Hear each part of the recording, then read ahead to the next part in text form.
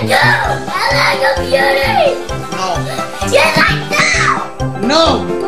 I like your beauty. Matthew has his toys, and then Matthew has all his toys. Okay, but I have to yell at you guys. Linda, listen. You. Listen, Linda. Listen. No.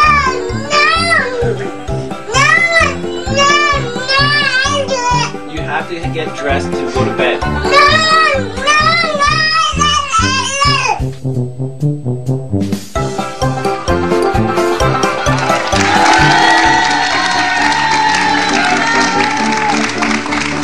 Video terakhir agak nggak asik ya. Apa sih? Video-video sebelumnya lucu-lucu banget gitu anak-anak kecilnya. Mereka dengan emosinya. Yang baju pink itu Bapak itu saya Pak. Oh. Itu yang masih bahagia. Iya. Tuh, tapi Kirain gini. pengasuh ya. Biasanya kalau misalkan anak-anak seperti itu, Iya. yang mereka ngoceh, marah, coba dijawab dengan jujur. Kita sebagai orang tua kadang-kadang begitu anak berani marah-marah langsung ada kayak, tut, kok pengen berani? masukin lagi rasanya ke dalam. Kalau misalnya dia ngebangkang itu dibilangin malah Razi nanti nggak, misalnya Razi nanti mama pergi ya, pergi aja mah, nyebelin nggak? Itu Langsung pengen hati masukin ke dalam lagi. Anak-anak sekarang full of drama gak sih?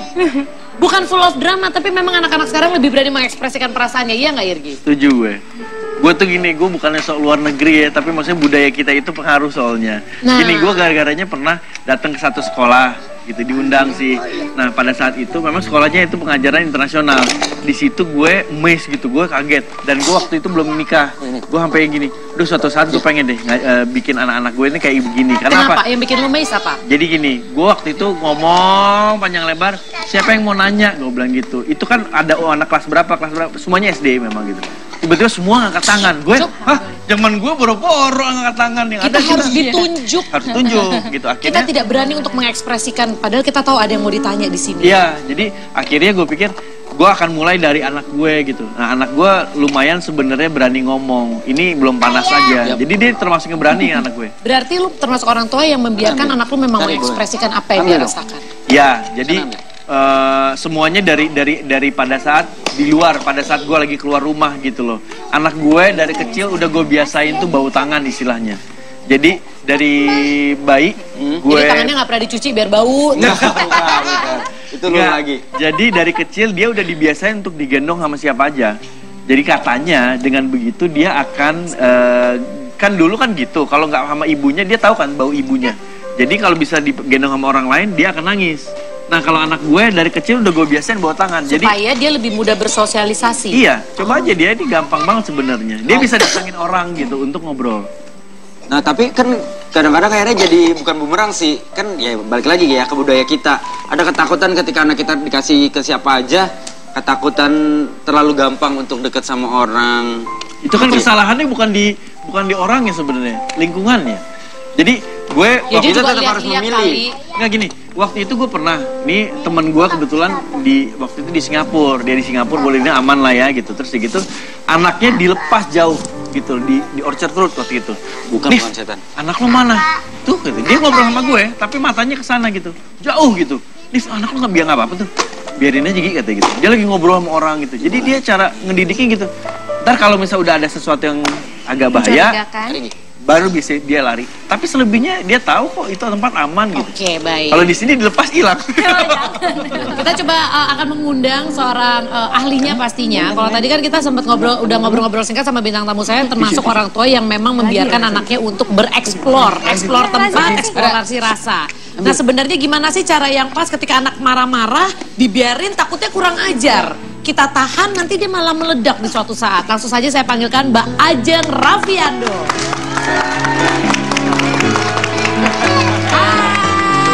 Wah, taksinya bawa apa itu? Langsung. Selamat datang kembali. Silakan, langsung semuanya mata tertuju. Ih lucu ya. tuh. Hai, maju. Silakan. Langsung semuanya. Ini masing-masing 250.000. Coba. Pesan dua langsung. Ayo Mbak Jal, silakan duduk. Boleh tolong bergeser? Iya. Maaf. Silakan. Nanti kita cari mainan. Oke. Oh, mau pegang. Coba lihat ya, ekspresi emosinya beda-beda. Ada yang, wah, mau pegang? Ya. Lucu. Mintanya gimana? Jangan diminta, boleh pegang. Pinjam kan? Ini punyanya anak Mbak Ajeng. Kalau ini punya curiga nanti anaknya nangis sampai rumah. Kalau nggak balik nanti bisa aku dikomelin sama anakku. Nah, sekarang kita langsung ngomongin aja nih Mbak Ajeng. Kebetulan sih bintang tamu saya di sini termasuk orang tua yang memang membiarkan anaknya untuk mengeksplor perasaannya. Tapi kadang-kadang kita lupa kalau emosi itu sebenarnya ada banyak variannya. Banyak banget. Yang kita tahu cuman biasa marah Iya. sama sedih. Padahal sebenarnya kalau kita ngomongin emosi itu apa aja sih? Emosi itu banyak sekali, sangat tergantung dari mana dan sisi mana kita melihatnya. Jadi misalnya, sama-sama, seneng banget ya. Dia nggak bisa melepaskan pandangannya. Iya benar. Kamu juga pengen lihat? Nih, boleh kok, pegang aja dulu. Ya. Jadi bagaimana emosi itu? Apa ini? Ada apa?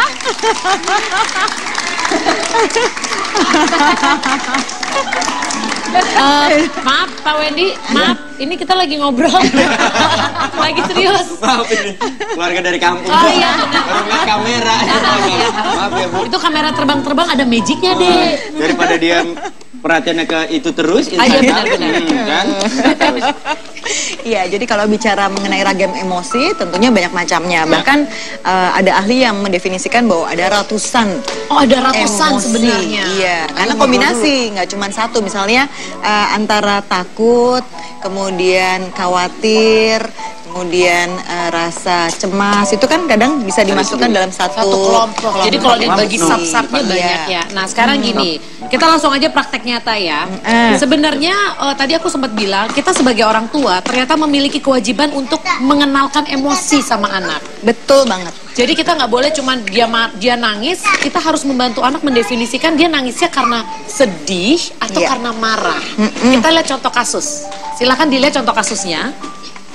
Ini biasa suka terjadi sih. Ini ada tayangan seorang anak, dia menjerit-jerit di tempat umum. Dia hanya menjerit-jerit. Iya. Sudah bisa dilihat? Oh, udah dirasain. Keren ini. Kok bisa kayak gini ya? Bisa kayak gini ya? Bisa kayak gini. Oke, kita lihat.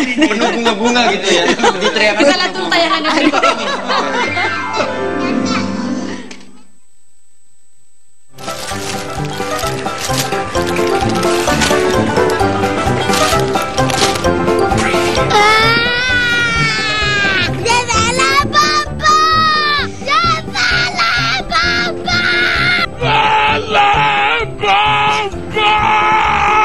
We are leaving. Oh, you again? Come on. You again? Come on. You're doing it. Yeah.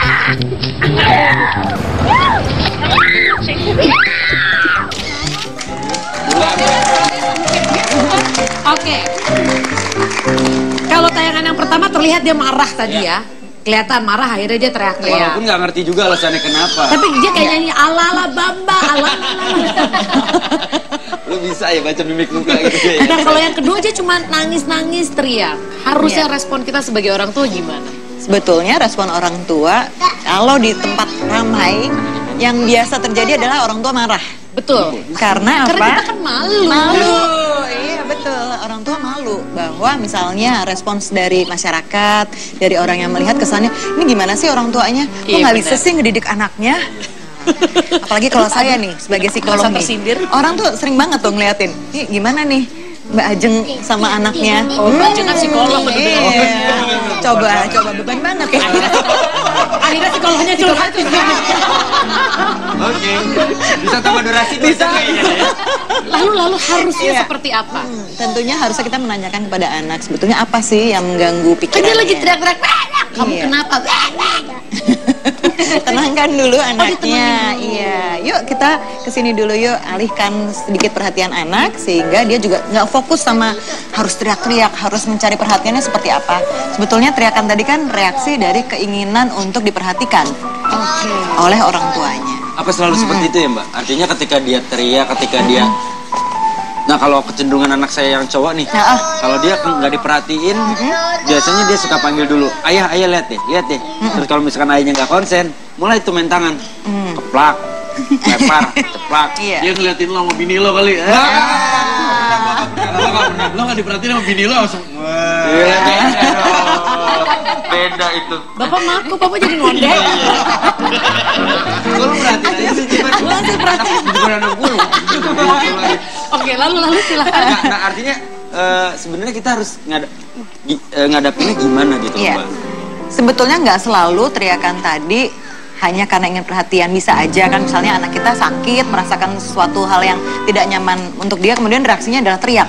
Ya. Itu bisa gitu. Jadi ya kan belum tentu loh. Jadi sebagai orang tua kita harus membantu si anak mengidentifikasi dulu ini dia teriak karena apa sih? Karena kamu marah, kamu sedih, kamu merasa diabaikan, sakit, kan kamu bisa juga. sakit.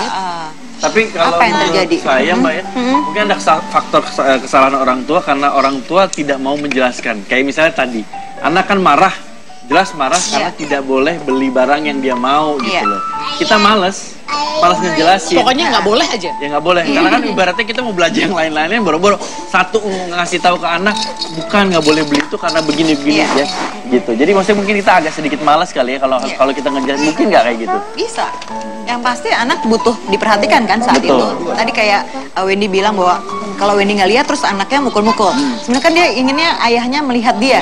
Tatap mata saya ayah, jangan tatap yang lain. Tapi sebenarnya kita sebagai orang tua, kita harus membiarkan anak mengeksplorasi perasaannya. Iya. Jadi misalkan biasa nih tantangannya kan di anak cowok, terutama kalau dikit-dikit nangis. Nah, biasanya nih orang tua akan menanamkan kadang-kadang yang tanpa disadari bahwa kalau anak cowok tuh nggak boleh nangis. Jangan cengeng dong, kamu kan anak laki. Sebenarnya boleh nggak tuh ngomong gitu? Nah, nanti kita akan bahas. Boleh nggak sih sebenarnya jangan nangis, jangan cengeng. Anak cowok harus kuat. Apakah yang harus dilakukan sebenarnya? Jangan kemana-mana, tetap di Bas-Bas. Boys don't cry. Oh baby, I take you to the sky, forever you and I, dan kita akan selalu bersama.